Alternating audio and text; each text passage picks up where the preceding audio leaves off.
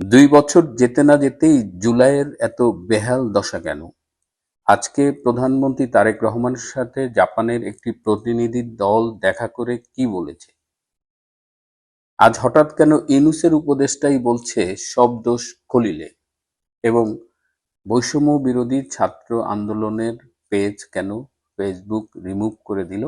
আজকে এই বিষয়গুলো নিয়েই কথা বলবো। সাথে সাধারণ ছাত্রছাত্রী বা জেনজি তারা কি ভাবছে? সাথে আসুন জুলাইকে কিভাবে মূল্যায়ন করছে একজন তরুণীর মুখে সেটা শুনবো। আজ এসব নিয়েই আলোচনা করব, শেষ পর্যন্ত সাথে থাকবেন।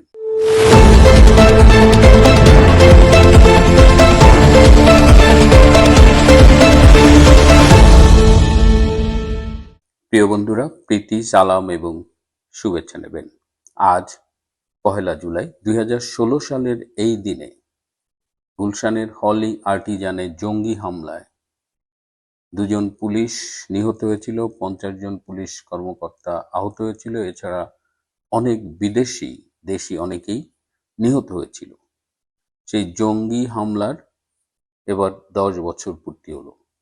আজকে বাংলাদেশের প্রধানমন্ত্রী তারেক রহমানের সাথে জাপানি একটি প্রতিনিধি দল দেখা করে। সেই প্রতিনিধি দলে জাইকার প্রেসিডেন্ট ছিলেন, জাপানের বৈদেশিক সম্পর্ক বিষয়ক সংসদীয় উপমন্ত্রী শিমাদা তোমাকি ছিলেন।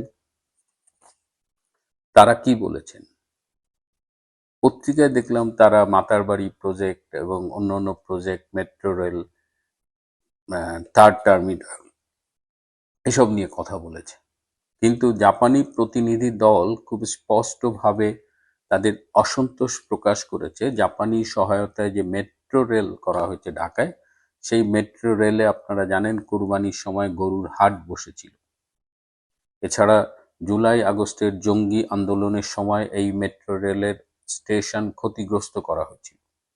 এছাড়া মেট্রো রেল এর বিভিন্ন জায়গায় মাটি কেটে নেওয়া সহ বিভিন্ন রকমের অভিযোগ জমা হয়েছে।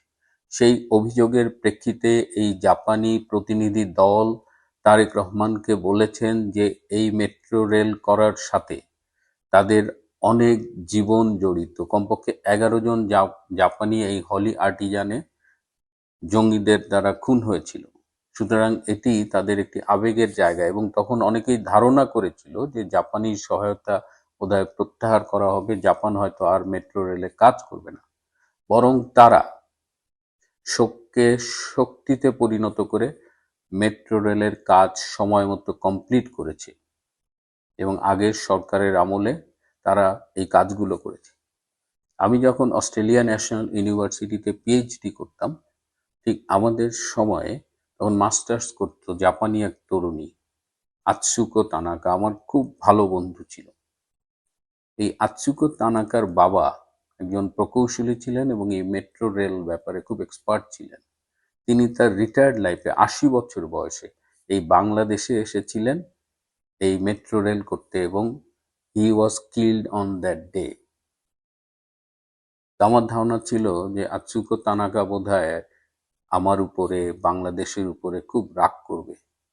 কিন্তু আমাকে খুব অবাক করে দিয়ে আতসুকো তানাকা বলেছিল, এবং সে বাংলাদেশে এসেছিল তাও বাবার মৃত্যুর পরে, সম্ভবত 2023 সালে, এবং সে একটি শান্তি সপক্ষে চিঠি লিখেছিল বাংলাদেশের প্রধানমন্ত্রী শেখ হাসিনাকে।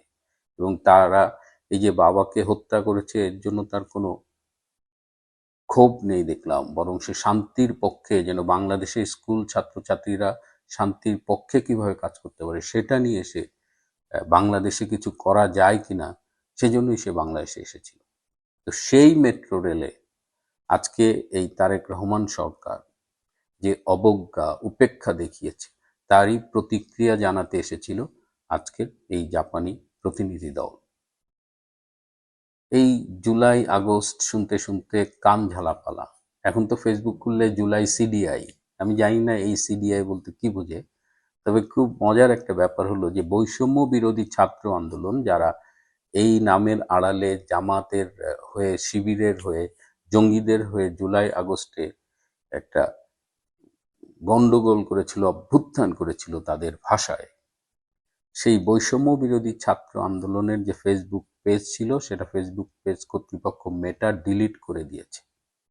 এটার কারণ খুঁজতে গিয়ে জানা গেছে যে ফেসবুক ডিলিট করেছে কারণ তারা প্রচুর ফলস ম্যাটেরিয়াল সেখানে আপলোড করত, এবং এটা এখন সবার কাছে মোটামুটি ক্লিয়ার যে এই বৈষম্য বিলোপের জন্য নয়, বরং এটা ছিল জঙ্গিদের একটা প্রতারণার আন্দোলন। বাংলাদেশের সাধারণ মানুষকে প্রতারণা করে এটা বাংলাদেশটাকে একটা জঙ্গি স্থানে পরিণত করার জন্যই এই জুলাই আগস্টের জঙ্গি আন্দোলনটা করেছিল।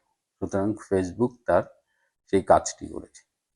আবার ইউনূসের একজন উপদেষ্টা, মৎস্য বিষয়ক উপদেষ্টা ফরিদা আক্তার, তিনি সম্প্রতি একজন সাংবাদিক রাশেদ আহমেদের সাথে সাক্ষাৎকারে বলেছেন যে সব দোষ নাকি খলিলের। খলিল আমেরিকার কাছে দেশটাকে তুলে দিয়ে আসছে, খলিল লন্ডনে গিয়ে তারেক রহমানের সাথে আপোষ করেছে, খলিল কাউকে কিছু না জানায় সব করছে, এবং এখনো খলিল সেই একই কাজ করছে, এবং উপদেষ্টারা যখন সবাই চলে গেছে খলিল কিন্তু আবার বর্তমান সরকারে রয়ে গেছে। তার মানে চারিদিক দিয়ে কুফা লাগছে, মানে জুলাইয়ের বিরুদ্ধে সবাই এমন ভাবে খেপছে, এবং সবাই এখন এখন যেটা দেখা যাচ্ছে যে জুলাইয়ের সাথে সম্পৃক্ততা কিভাবে ডিশোল্ডার করা যায়, যে ভাই আমি জুলাই ছিলাম না, জুলাইয়ের মানে গাছেরটাও খাইছে তলারটাও খাইছে, কিন্তু এখন দেখা যাচ্ছে সে আর ওই লাইনে কথাবার্তা বলতেছে না।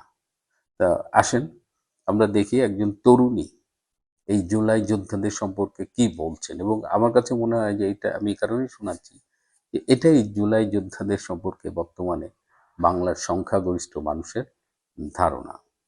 জুলাই যোদ্ধা পরিচয় দিলেই এখন জনগণ কিন্তু পিটাচ্ছে ধরে ধরে। কোথাও যা বলেন জুলাই যোদ্ধার জনগণ ধৈরা ঘুরাই দিবে থাপ্পড়, দুই একটা দাঁতও পড়ে যেতে পারে। এখন তো এই পজিশন, আগামীতে এমন হবে যে জুলাই যোদ্ধার নাম শুনলেই প্রথমে ধৈরা বানবো, পিটাইবো, তারপর কবর খুঁড়া মরেন বা না মরেন কবর দিয়ে দিব। কারণ এটা বাটপারি করেছে আমাদের সাথে, জনগণ তা বুঝে গেছে। মানুষের সেন্টিমেন্টের সাথে এই জুলাই জঙ্গিগুলা খেলেছে। ইউনূস মিলে, দেশ বিরোধী জামাত শিবির মিলে, ইসলাম বিদ্বেষী ইসলাম বিরোধী কতগুলা সংগঠন মিলে এরা আমাদের সাথে খেলেছে। দেখেন যারা সংসদে গেল এনসিপির 6টাই শিবিরের নেতা ছিল, শিবির থেকে এসেছে। তার মানে এই এনসিপি বলেন আর জুলাই বলেন সবই জামাতের একটা মেটিকুলাস ডিজাইন ছিল ইউনূসের সহযোগিতায়। এই জুলাই জঙ্গিগুলাকে মানুষ কিভাবে বিশ্বাস করবে? সেই দিনে তো এই মৌলভীবাজারে ডারবি নাসির আর সার্জিস দুইজনে মিলে গেল কোথায়? ছাত্রলীগের নেতা শাম্মুর শ্বশুরের বাসায়। শাম্মুর শ্বশুরের কোলে পারে না উঠা বসে ডারবি নাসির, দুজন একলগে বসে মোবাইল দেখতেছে। খুব ক্লোজ না হলে, খুব ঘনিষ্ঠ না হলে এভাবে কেউ কারো পাশে বসে মোবাইল দেখে না। তারপরে সার্জিস কি রিল্যাক্স মোবাইল দেখতেছে, তার মানে ভদ্রলোকের সাথে তাদের আনাগোনা আছে। এই হলো জুলাই জঙ্গিদের অবস্থা। সকালে বলে দোসর দোসর, আর বিকালে গিয়া দোসরের ঘরে গিয়া বিরিয়ানি খায় আর ঘুমায়। এই যদি হয় জুলাই, তাহলে জুলাই যোদ্ধাদেরকে মানুষ পিটাবে না তো কি করবে?